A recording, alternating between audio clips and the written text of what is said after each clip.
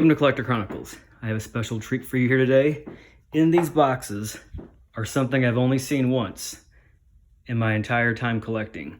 These are Salesman sample or factory sample cards from the famous Waterbury Button Company of Waterbury, Connecticut. I believe these are from the 20s, 1920s, maybe 1930s. What's really remarkable about these is not only do you have the different sizes represented of the buttons, but you also have the buttons here in mint condition. They've been sewn on these cards ever since they left the factory. So on this first one right here, you have U.S. Prisons with the USP monogram, U.S. Prison Service. I don't know why there's differentiation between the two, but you have the guard tower there.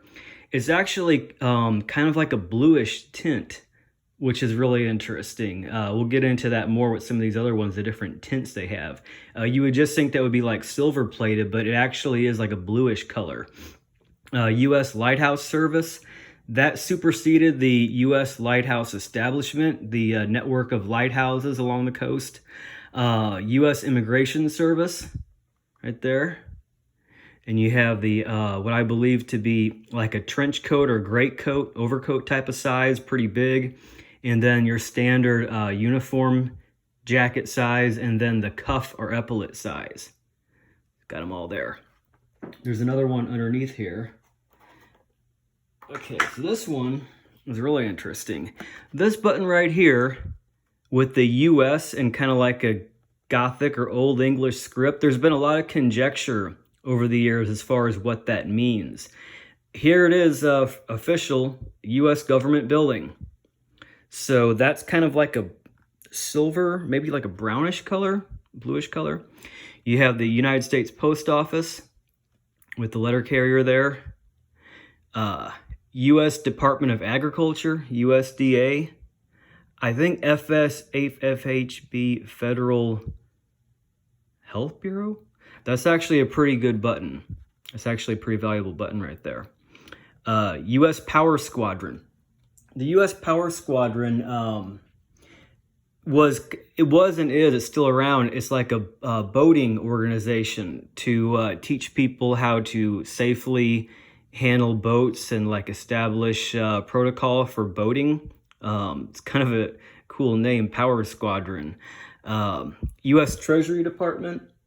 That's the people who make the money, I guess.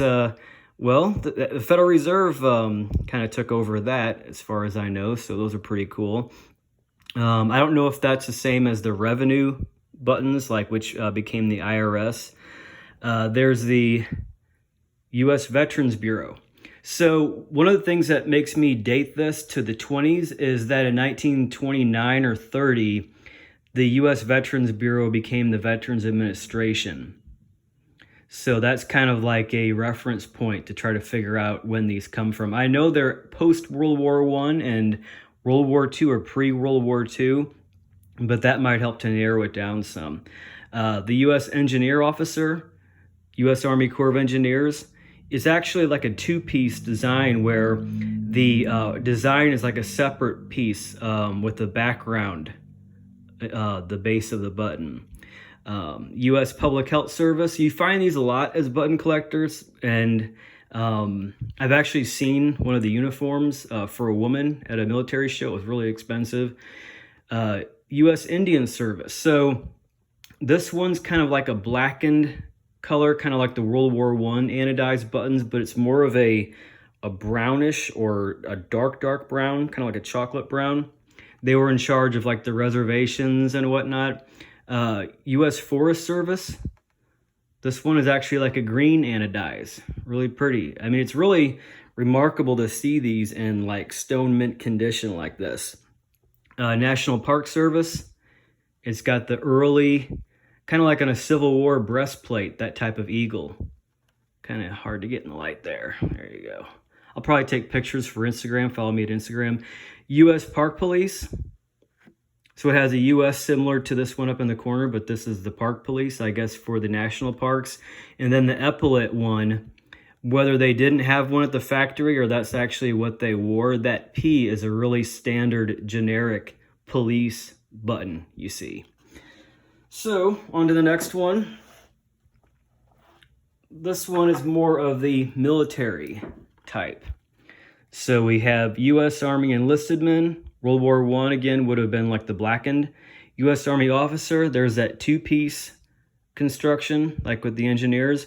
U.S. Naval officer, U.S. Naval Reserve, U.S. Marine enlisted men, U.S. Marines officer. That's kind of like an anodized. I don't know if that would have been on the Marines had kind of like a pine green uniform as opposed to the olive drab kind of uniform, wool service uniform. And then they had their dress blues, of course. U.S. Coast Guard. You run into these a lot also as a button collector. You can tell with this writing, if you look at it with a magnifying glass, that looks like fountain pen ink. That's another way to date, because the ballpoint pens were introduced like in the 50s, I think. So, U.S. Customs House, U.S. Border Patrol. I guess, okay. I think Customs and Immigration, a few of those agencies I think got blended together at some point. U.S. Army Transport Service. I think the Army actually had boats, like a fleet of boats to transport Army. I didn't know that. I thought that was all boats were Navy, but apparently that's not the case. U.S. Geodetic Survey. They were in charge of the coastlines, like a survey of the coast. I'm going to do a video just on that. It's actually really interesting, the history of that organization. U.S. Harbor Boat Service. Pretty cool design there. It looks kind of like the Quartermaster Department logo, the emblem with the eagle, with the wagon wheel and the key and the sword. That's the Quartermaster Corps with an anchor. U.S. Airmail. Got the globe there. U.S. Military Academy. That's West Point. That button changed throughout the years also. I've got some of the earlier versions of that. It's got like the warrior helmet there. And the last one, just before I do that though, on the back of these, yeah, you can see they're sewn on there. All from the factory like that. So I'm not even going to try taking those off. This one, if you notice that kind of weird backing, which one is that for? Yeah, that one's for a service cap, like the visor cap, like the kind of like a police kind of looking cap with the leather, like the patent leather bill. That would have been for the chin strap. You screw that into on a post, and that's the chin strap retaining button, which in earlier times was just a regular button sewn on. But around World War I or shortly thereafter, they came out with this design, and I think that could go on epaulets too. So the last one we got here is, and they are marked on the sides here. Yeah, 50 police buttons. These are all police buttons. This one's marked. Well, one of them is marked. Yeah, here you go. U.S. service buttons. So it's a much or a bigger box. And I don't think it's from all 50 states. It's just 50 was the number they had. You got Newburgh, Augusta, Georgia, Allentown, I think Virginia, Atlantic City, Albany, New York, Atlanta, Georgia. There's got the Georgia with the pillars with like the shrine or temple or whatever that is there. That's like the Georgia state seal.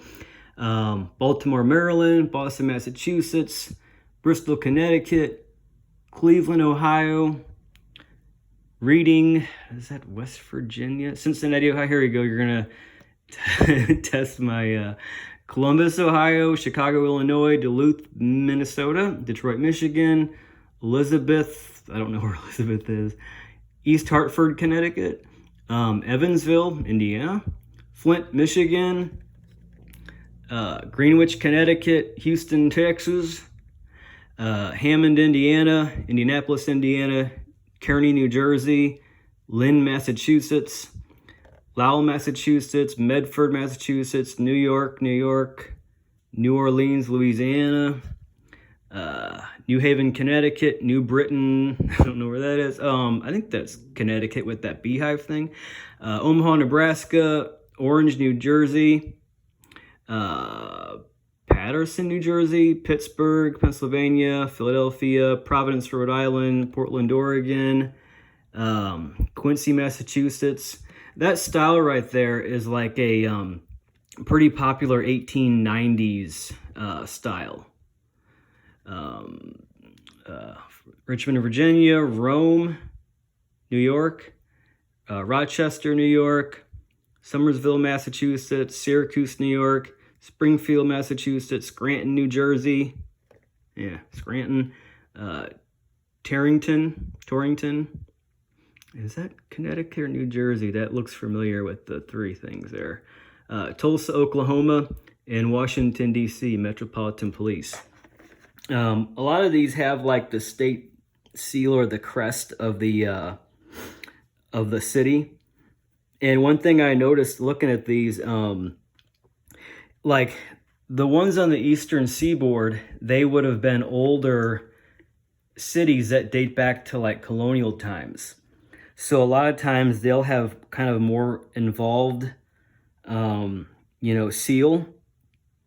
But some of them, like out west, that are like newer states that were admitted to the Union, they have a more generic look to them. Like Tulsa, Oklahoma was admitted to the Union, a lot later. And so they have kind of like a generic, modern, I guess you would say, police button. Portland, Oregon, same thing. I mean, Massachusetts, that's a pretty generic one, but let's see, I thought there was another one. Yeah, Minnesota, Duluth, that's a pretty generic one. So yeah, a lot of these buttons, there's a whole thing with uniforms throughout history. There's been certain types and times in civilization or in society when uniforms have been more prevalent. People always talk about how in Japan now, there's so many people have uniforms, like, school people, kids in school have uniforms, train people. If you were to go back in time to like the 30s or 40s, like everybody dang near had a uniform. Like the milkman had a uniform, guys at a gas station had a uniform, and the uniforms were more like formal or elaborate than they are now. Same thing with police. A lot of police now kind of look like soldiers or like tactical type of clothing with BDU type of clothes or t-shirts or whatever under their tactical vest. A lot of these agencies, the people won't, if they do still wear these uniforms, a lot of times you only see them wear these uniforms when they're like in some kind of formal setting, like an award ceremony, or like the mayor gives a speech, or there's like a funeral procession or something. So a lot of these uniforms are rarely worn compared to how they were worn. I mean, if you were to go back in the 30s or 40s, the police would have been pretty decked out, with all their formal uniforms, like every day of the week or whatnot. So that's kind of a whole study in itself, uniforms. So anyway, that's pretty much everything. Follow me at Instagram. I got some more videos coming out. Thanks for watching.